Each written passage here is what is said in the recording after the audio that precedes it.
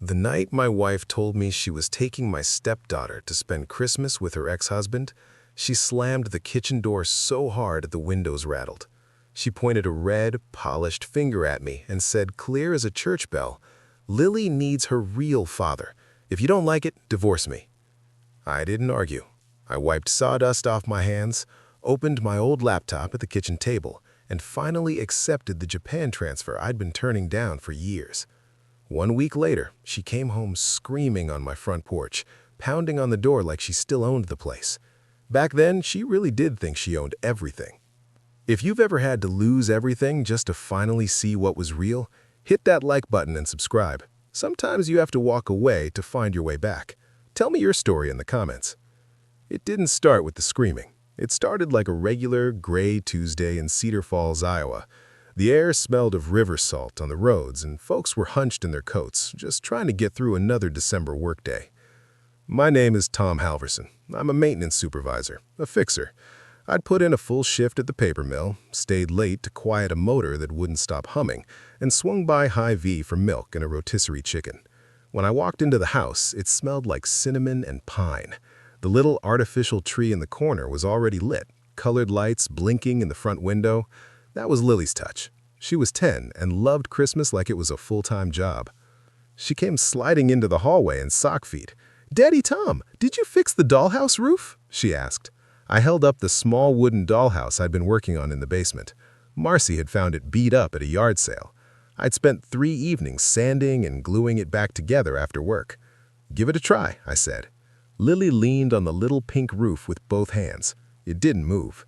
"I told Mom you could fix it," she said proudly. "You always fix everything." I wish that had been true. In the kitchen, Marcy stood at the stove with her back to me, stirring a pot of sauce. Her shoulders were tight. I'd learned over the years that you could read her mood just by how high they sat. "Hey," I said, putting the milk in the fridge. "We got the Christmas bonus today. It's not huge, but it'll cover that bike and then some." She didn't look up. "We need to talk," she said. Those 4 words are never about anything good. "Okay," I said carefully. "About what?" She turned off the burner, set the spoon down, and faced me. She had on a nice blouse, lipstick still perfect from work. It struck me that she dressed more for someone else than for a night at home. I talked to Rick. Rick, her ex-husband, the man who missed birthdays and parent-teacher conferences, but always had a story about why.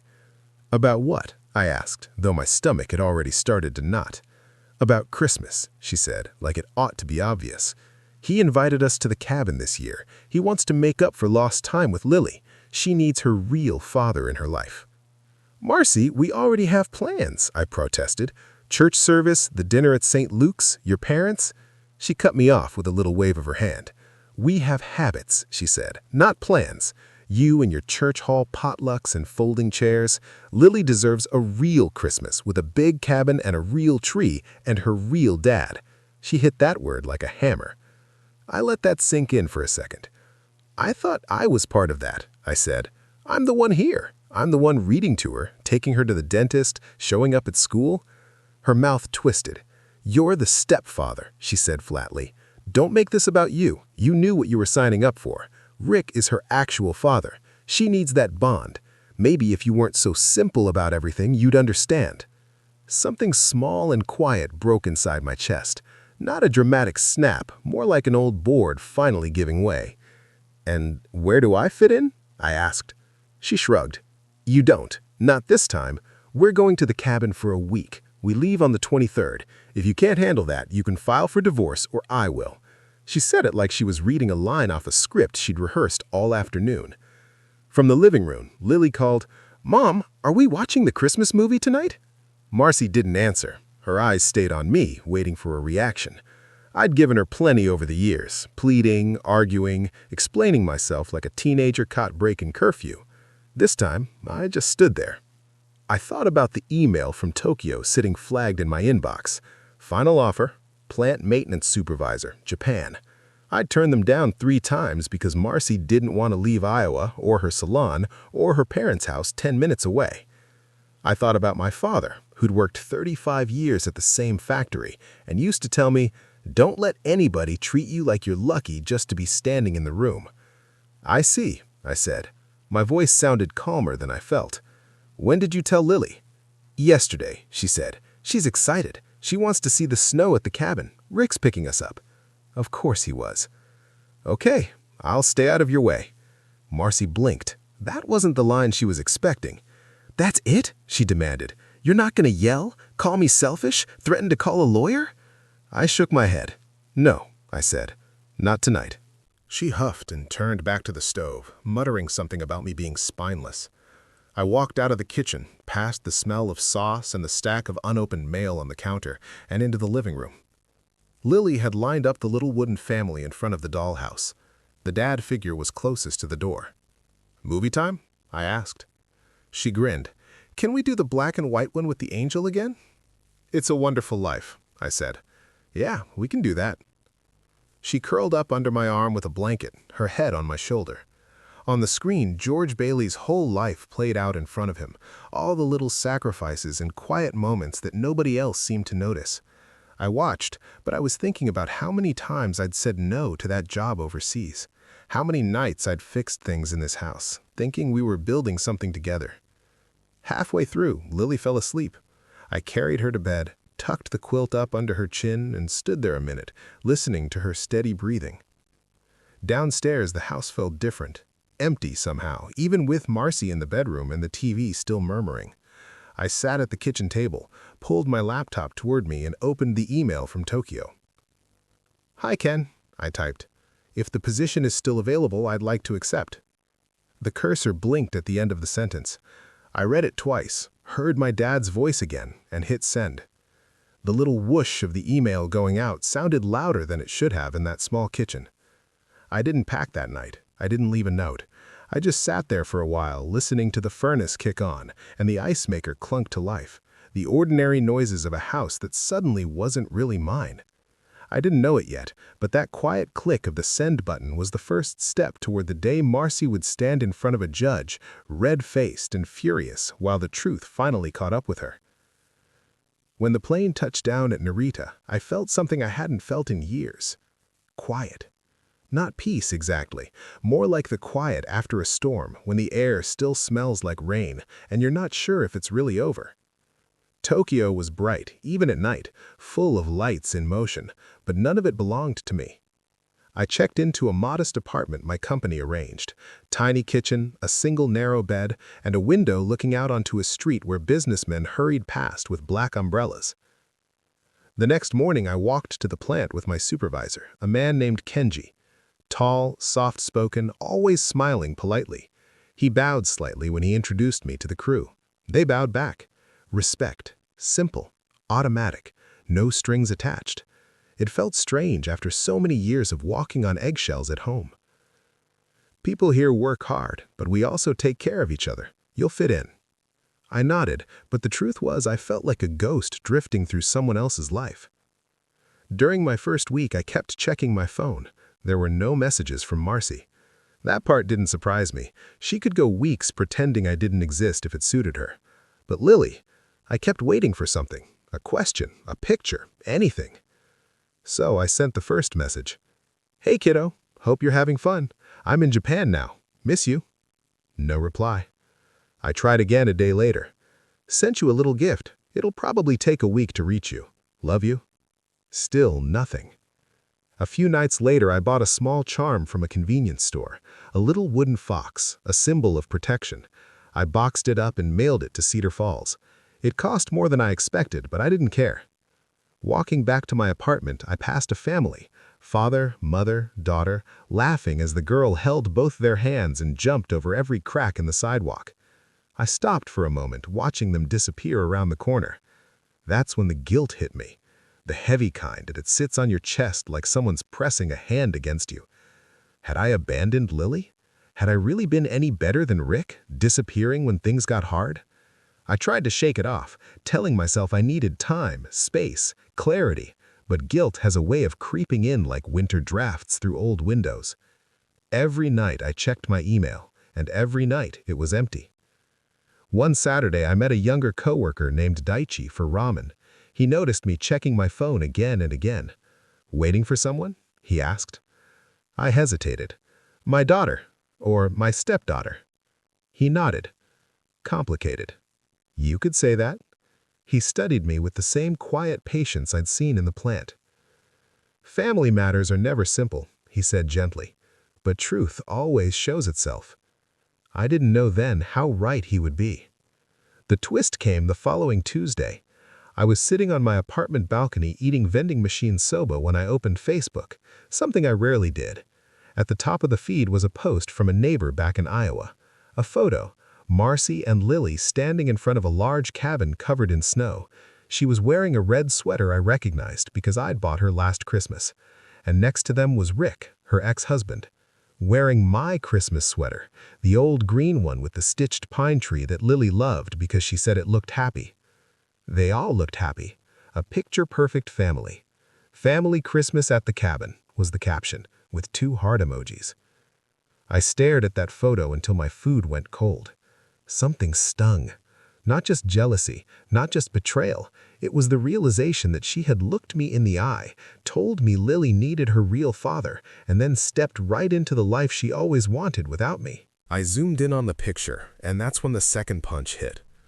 Lily wasn't smiling. Not a real one. Not the crinkly-eyed grin she always gave me.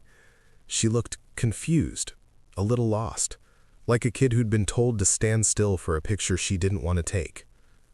That did something to me, broke something and fixed something all at once. I closed Facebook and rubbed my face with both hands. I could feel the old guilt turning into something else. Resolve. But the worst was still coming. 2 days later, I was in the break room when Daiichi walked in holding his phone. "Tom," he said hesitantly, "is your last name Halverson?" "Yeah," I said slowly. He turned his screen toward me. He'd found a legal notice posted on a public county website. A divorce filing, filed by Marcy Halverson. Reason, abandonment.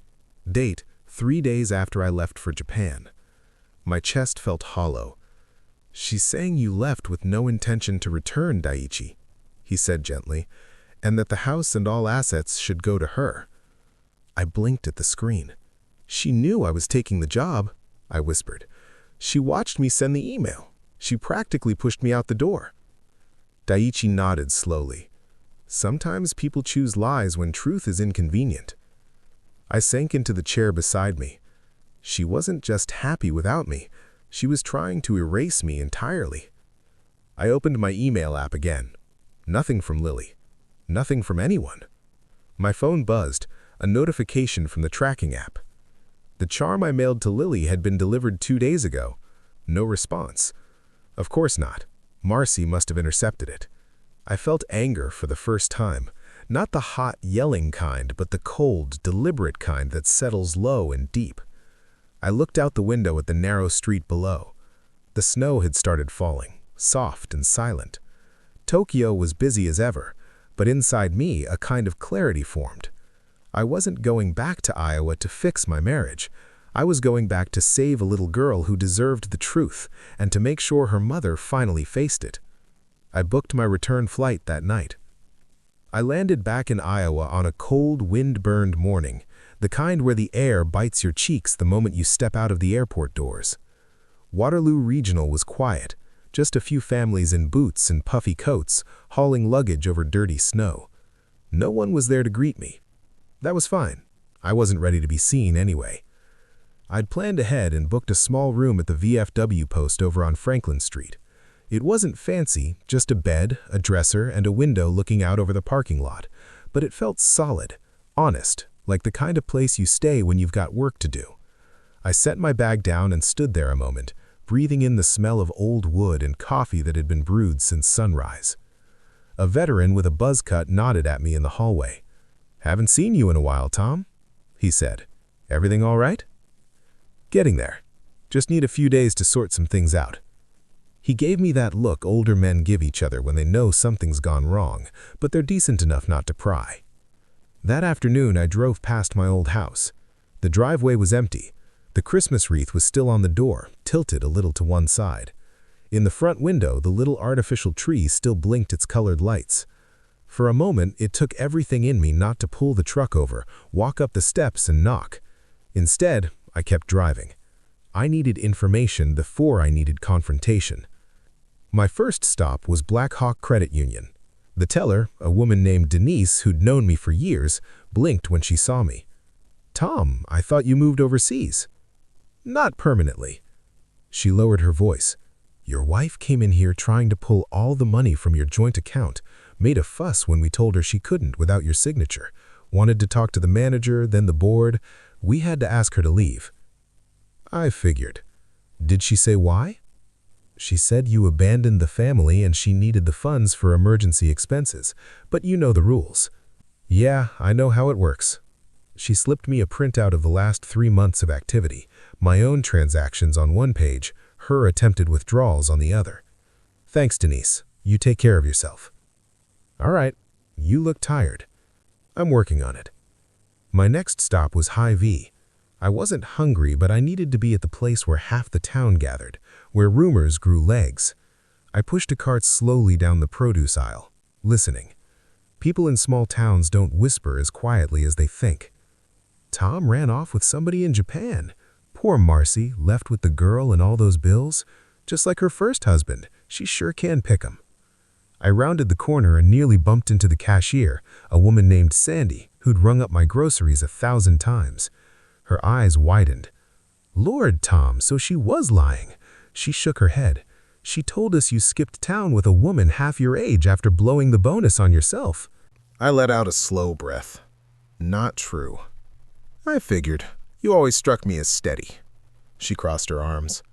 "She's been in here 3 times this week complaining about everything." I finally stopped asking how she was. I appreciated that more than I said. "Thanks, Sandy." "She's gonna have a fit when she realizes you're back," she said. "Be careful." That night, I sat on the VFW bed with all the receipts and evidence spread out in front of me. Financial records, screenshots, copies of emails, the printed divorce filing with the word abandonment staring up at me like an accusation. But the thing that hit me hardest wasn't a legal document. It was the drawing. The one Lily had made for me before they left. The picture of us holding hands next to a Christmas tree. I'd kept it in my bag. I set it on the bed and just looked at it. Did she think I left because of her? Did she think I didn't want to be her dad anymore? That thought nearly knocked the wind out of me. I called the school the next morning. The front desk transferred me to the counselor, a woman named Mrs. Callahan. "Tom," she said, relieved, "I'm so glad to hear from you." "You've talked to Lily?" I asked. "Yes, she's confused. She asked where you went. I told her sometimes grown-ups have complicated things to work out, but that you love her." "She cried," I said. "She said her mom told her you chose Japan over her."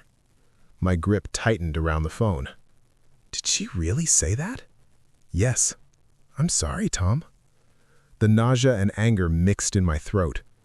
"Thank you," I said quietly. "That means more than you know." When the call ended, I sat there a long time staring at the floor. That was the moment the doubt evaporated. Whatever guilt I'd felt about leaving was gone. I hadn't failed Lily. Marcy had lied to her, and I wasn't going to let that stand. I spent the next 2 days building my case. My old friend Eric Jensen, who I'd known since high school, was now a lawyer, working out of a little office behind the Casey's gas station. He met me on his lunch break, looked through my binder, and let out a low whistle. "She really stepped in it," he said. "Trying to sell the house, filing abandonment 3 days after you left, blocking your contact with Lily? The judge won't like any of it." "So what do I do?" "You file a response," he said, "and you show up to the hearing. Her attorney will expect you to be out of the country. That's your advantage. Will it be enough to protect Lily?" He nodded. "If what you told me is true, and it sure looks like it, this will go your way. Just stay calm, Tom. Don't confront her. Let the court handle it." That was the hardest part, staying calm. That night, I sat in the VFW parking lot looking at the courthouse across the river. Snow was starting to fall again, big flakes drifting in the streetlights. I thought about the little girl sleeping somewhere across town, probably hugging that stuffed fox I'd won for her at the county fair 2 summers back. I thought about how she'd looked in that cabin photo. Not smiling, not really. I made up my mind. I wasn't coming back to reclaim a marriage. I was coming back to reclaim a daughter. 2 mornings later, wearing my best shirt and my old brown Carhartt jacket, I walked up the courthouse steps with the binder under my arm. I reached the top, pulled open the heavy glass door, and stepped inside. The Black Hawk County Courthouse always looked a little intimidating even on warm days, but that morning, with the sky low and gray and the wind slicing across the river, it felt like walking into a battlefield. My boots echoed on the tiles as I made my way down the long hallway toward courtroom 2B. Eric, my attorney, was already there, sitting on a bench outside with a stack of papers in his lap. When he saw me, he stood and offered a firm handshake. "You ready?" he asked. "As ready as I'll ever be." He nodded, adjusting his tie. "Marcy's not here yet. She probably thinks you're still in Japan. That'll work in our favor." We walked into the courtroom. The heat was turned too high and the old radiators hissed in the corners.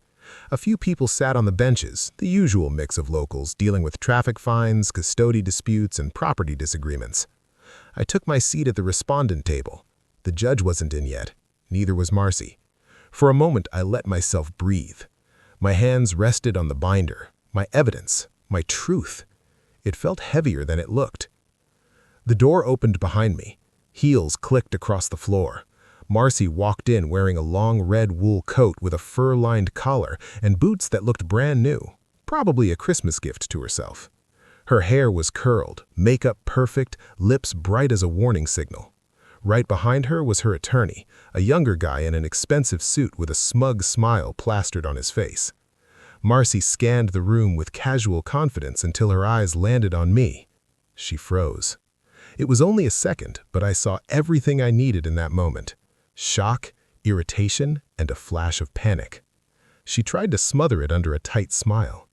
"Well," she said loud enough for us to hear, "look who finally decided to show up."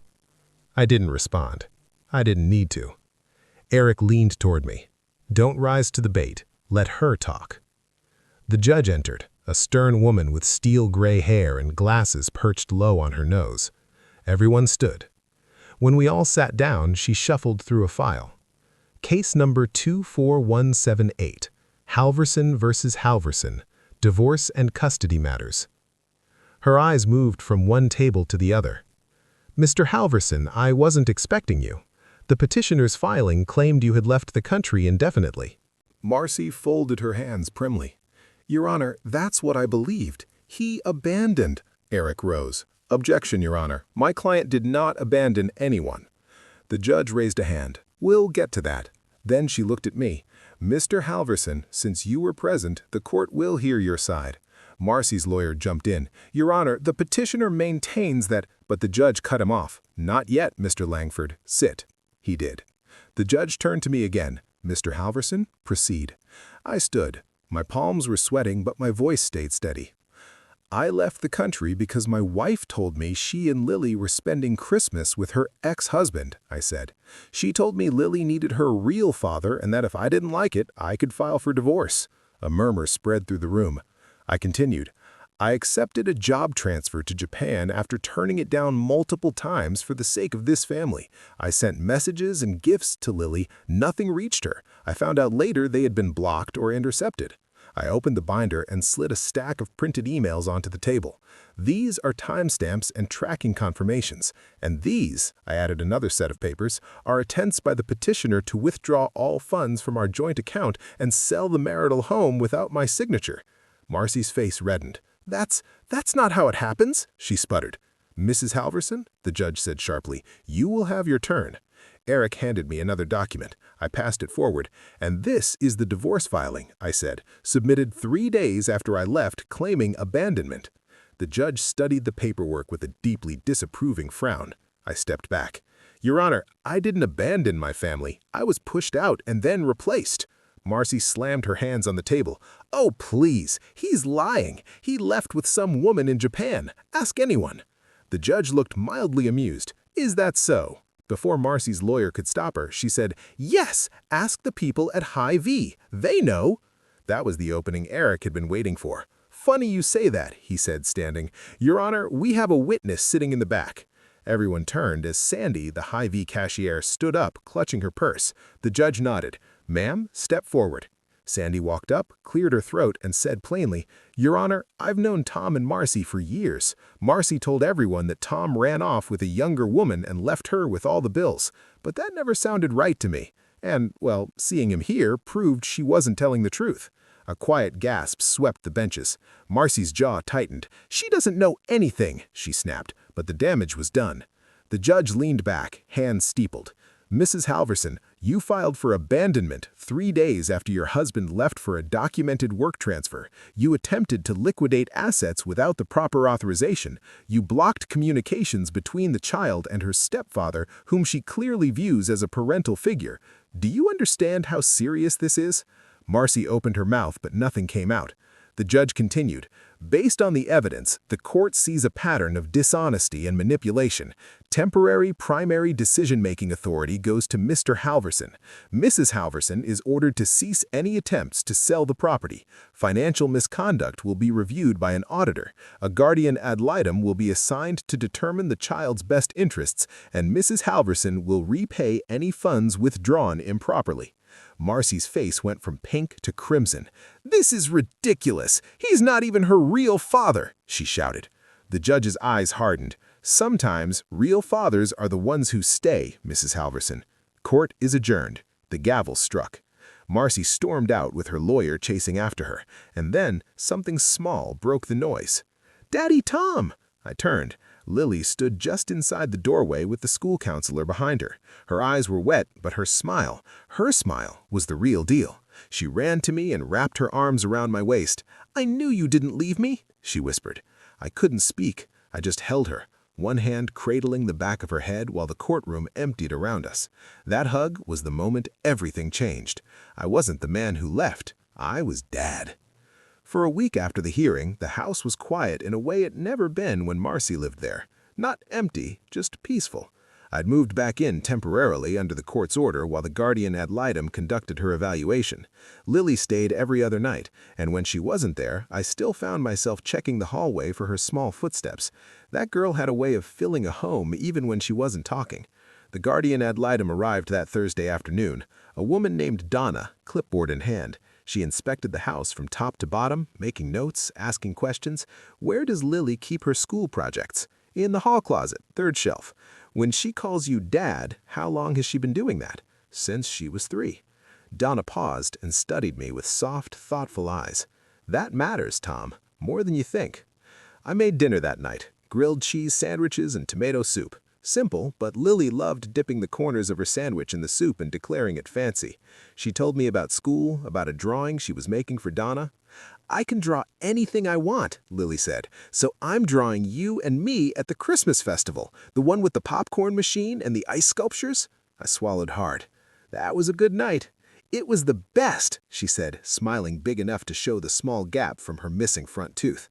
And then, just as the week was ending, Marcy returned. It was the following Monday morning. Snow had fallen overnight, thick enough to hide the cracks in the driveway. I had just poured myself a cup of coffee when I heard a car door slam hard enough to rattle the window, then rapid footsteps crunching in the snow. "Open this door right now!" Marcy shrieked. I set my mug down, took a slow breath, and walked to the front door. When I opened it, a gust of freezing air blew in along with the sound of her ragged breathing. Marcy stood on the porch, hair wild, coat unbuttoned, boots covered in snow. "You think you won?" she yelled. "You think this is over?" "Tom," I said calmly, "you don't have any legal right to be here." She pushed forward until her boots hit the threshold. "That judge humiliated me in front of everyone. You ruined my life." "I didn't ruin anything. I told the truth. The court did the rest." Her hands balled into fists. "You stole my daughter!" "She isn't something to steal," I said, "and you know that." Behind her, a car idled in the driveway. When I looked past her, I realized it wasn't her usual SUV. It was her ex-husband's truck, and sitting in the driver's seat, watching with folded arms, was Rick. He didn't get out. He didn't wave. He didn't even look at her. Just stared, stone-cold still. That's when I knew something had shifted. Marcy turned and followed my gaze. "You can leave now," she snapped at him. He didn't roll down the window. He didn't acknowledge her at all. He put the truck in reverse, backed out of the driveway, and drove off without a word. Marcy spun back to me, eyes blazing. "He's a coward," she said. "A pathetic coward. You and him both." I held the door open. "For your sake," I said quietly, "you should go." She let out a strangled scream, pure frustration, pure collapse, and stomped back into the snow. She slipped once on the ice, caught herself, and kept going, muttering curses under her breath as she disappeared down the sidewalk. I closed the door behind her, the sound muffled and final. 2 hours later, I opened my email and found a message waiting for me from Rick. Subject: about everything. I hesitated, then clicked. "Tom, I'm done with Marcy. I didn't know about the lies, didn't know she'd filed abandonment, didn't know she was using Lily to punish you. After the courtroom mess, I realized I didn't want her in my life either. I'm sorry for my part in all this, truly. For what it's worth, you are the only real father Lily has ever had. Rick." I let out a long breath. Not forgiveness, not friendship, but an unexpected truth from an unexpected place. That evening, as the sun set in soft orange light across the living room, Lily climbed onto the couch with something behind her. "I made you something," she said. "Yeah? What is it?" She pulled out a small wooden figure, one from the old dollhouse family set. The little wooden dad, only now she'd painted the shirt brown, like my Carhartt jacket, painted little flecks of gray into the hair, and on the base, in blocky 10-year-old handwriting, she'd written, "Dad." She placed it in my hand. "Now it looks like you," she said. I had to swallow before I could speak.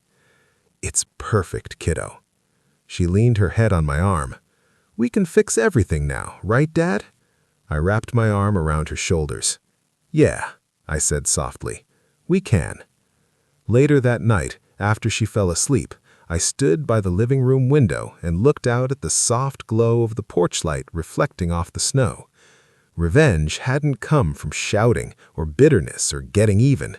It had come from walking away, being forced to see the truth and returning with only one purpose: to protect the one thing that truly mattered. I was the fixer, and I had finally fixed the most important thing in my life.